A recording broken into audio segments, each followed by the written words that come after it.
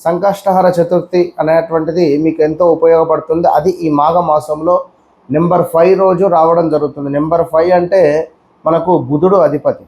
మరి ఇట్టి బుధుడు నెంబర్ 5 డేటు గురువారము మనకు కొంత ఈ చంద్రోదయము సమయం తర్వాత హస్తా నక్షత్రం కూడా రావడం జరుగుతున్నది. హస్తా నక్షత్రం అంటే ఎవరిది? గణపతికి సంబంధించింది.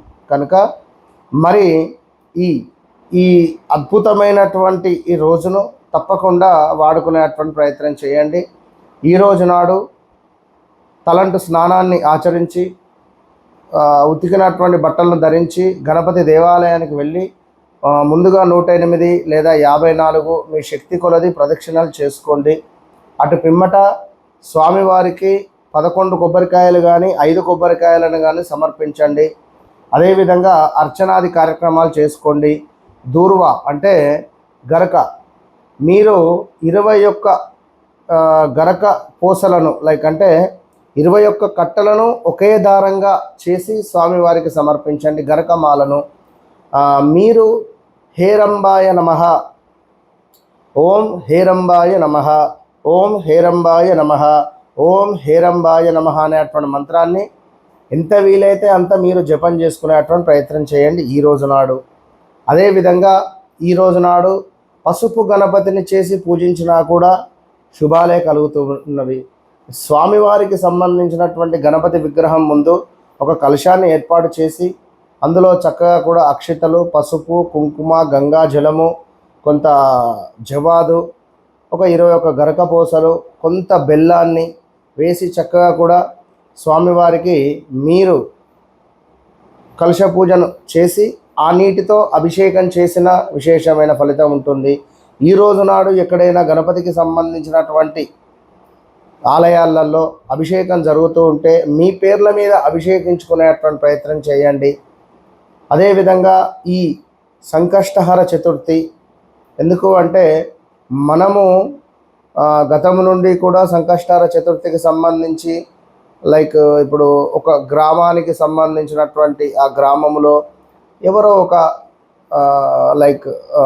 ఒక వేశ్య ఉండేటువంటి క్రమంలో మరి ఆ ఊరిలో నిత్యము భగవంతుని కొలిచేటువంటి ఒక రాజుగారు కానీ వారందరూ ఉండేటువంటి వారు మరి ఒక పుష్పక విమానంలో ఇంద్రుడు వెళ్ళేటువంటి క్రమంలో ఆ యొక్క పుష్పక విమానం అక్కడ ఆగిపోవడము, దాన్ని చూసినటువంటి ఊరందరూ కూడా సంతోషపడిపోవడము, అదే సందర్భాలలో అనుకోకుండా ఆ రోజు అక్కడే ఉండిపోవడము. మరి ఎట్లా ప్రారంభం కావాలి అంటే మరి నిన్న చవితి తిథి అయింది. నిన్న ఎవరైతే ఉపవాసం ఉండి గణపతి యొక్క సేవ చేసుకుంటారో లేదా నిన్న ఆ ఉపవాసం ఉన్నటువంటి వారు వచ్చి ఈ యొక్క వాహనాన్ని ముట్టుకుంటే ముందుకు వెళుతుంది అనే విధంగా ఇంద్రుల వారు చెప్పేటువంటి క్రమంలో మరి అక్కడ ఆ యొక్క వేశ్య మరణించి నా తరుణంలో ఆమెను గణపతి దూతలు తీసుకొని వెళ్తూ ఉంటారు. మరి ఎందుకు ఇట్లా గణపతి దూతలు తీసుకొని వెళ్తున్నారా అని అడగగా తను మంచిదో చెడ్డదో కానీ తను చేసుకున్నటువంటి ఉపవాసం వల్ల తన ఖాతాలో మంచి అనేటువంటిది పడింది కనుక గణపతి దూతలు తీసుకొని వెళ్తున్నారు అనగా మరి అటు నుంచిగా కొంత గాలి ఆ శవం మీద నుండి వచ్చి ఈ యొక్క వాహనం పైకి రాగానే ఆ యొక్క వాహనం ప్రారంభమై వెళ్ళిపోతుందట. చాలా షార్ట్కట్లో చెప్పడం జరిగింది. సో ఏది చేసినా చేయకున్నా సంకష్టహర చతుర్థి రోజు ఉపవాసము అనేటువంటిది మనకు మంచి ఫలితాన్ని తెచ్చిపెడుతుంది. ఎందుకంటే ఏది ఏమైనప్పటికీ ఈ యొక్క స్వామివారి యొక్క సేవ అనేటువంటిది అమోఘము. ఎందుకంటే కలియుగంలో గణపతి స్వామివారు, దుర్గా అమ్మవారు వీరిద్దరిని ఎవరైతే కొలుస్తారో మంచి మంచి ఫలితాలు మాత్రము ఉంటుంది. కనుక ఇంకా గణపతికి సంబంధించి మనము గణపతి స్వామివారికి సంబంధించి పంచామృతాలు కావచ్చును, ఈ యొక్క 5వ తారీఖు చక్కగా కూడా మీరు ఉపవాస దీక్ష చేసి రాత్రి చంద్రోదయం అయిన తర్వాత మీరు ఆ యొక్క అర్ఘ్యాన్ని విడిచిపెట్టండి. ఆవు పాలను తీసుకొని సుమారుగా 22 స్పూన్లు లేదా 11 స్పూన్లు చేతిలో పోసుకొని అర్ఘ్యం విడిచిపెట్టండి.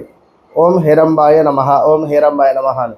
ఈ విధంగా చేసినా కూడా ఎవరి జాతకంలో అయితే చంద్రుడు బలంగా ఉండకుండా ఉంటాడో, వారికి చంద్రునికి సంబంధించిన అనుగ్రహం కూడా వస్తుంది. చంద్రునికి సంబంధించినటువంటి దోషాలున్నా కూడా తొలగిపోతాయి.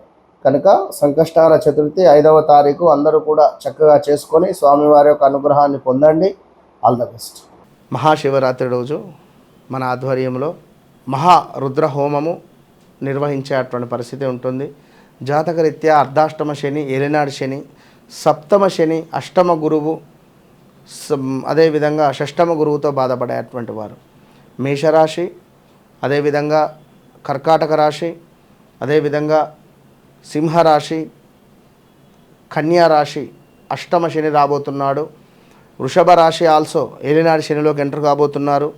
అదేవిధంగా వృశ్చిక రాశి వారికి అష్టమ గురువు నుండి నవమ గురువుకు వెళ్తున్నాడు. మరి ధనస్సు, అదేవిధంగా కుంభము, మీనరాశుల వారు తప్పకుండా చేయించుకోండి, మంచి ఫలితం ఉంటుంది. All the best.